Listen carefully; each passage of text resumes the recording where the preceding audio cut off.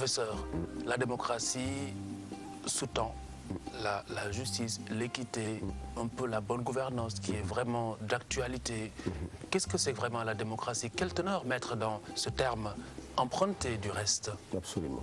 Si vous me dites quel teneur et que vous m'invitez à définir la démocratie, j'ai envie de dire comme Alain, qui est un penseur, qui est très humoristique et qui avait l'habitude de dire au fond, quoi qu'on puisse dire pour définir la démocratie, on ne peut dire que des platitudes. Parce qu'il montrait en fait que la démocratie, elle est dévoyée très souvent. Elle est très cool. Chacun veut se l'approprier. On lui donne même parfois un contenu qui varierait selon les milieux, selon les cultures. Mais en réalité, il est en train de montrer que la démocratie est le plus souvent vidée même de sa substance. Dans nos sociétés, il y a quelque chose que je perçois comme une sorte de péril de la démocratie. Mais c'est quoi? C'est la pensée unanimitaire. Ça veut dire quoi? Nous sommes une société du consensus. Nous sommes même une société de l'unanimité. Or, on oublie fondamentalement que la pensée unanimitaire, elle tue la démocratie. Vous entendez très souvent, avec l'ancien régime, excusez-moi de le dire en wolof, ça veut dire quoi? Que tout le monde, pieds et poings liés, qu'on se mette derrière un homme qui incarnerait la sagesse et la perfection absolue. Et donc, on ne se rend pas compte, comme je disais, que c'est la meilleure manière de tuer la démocratie.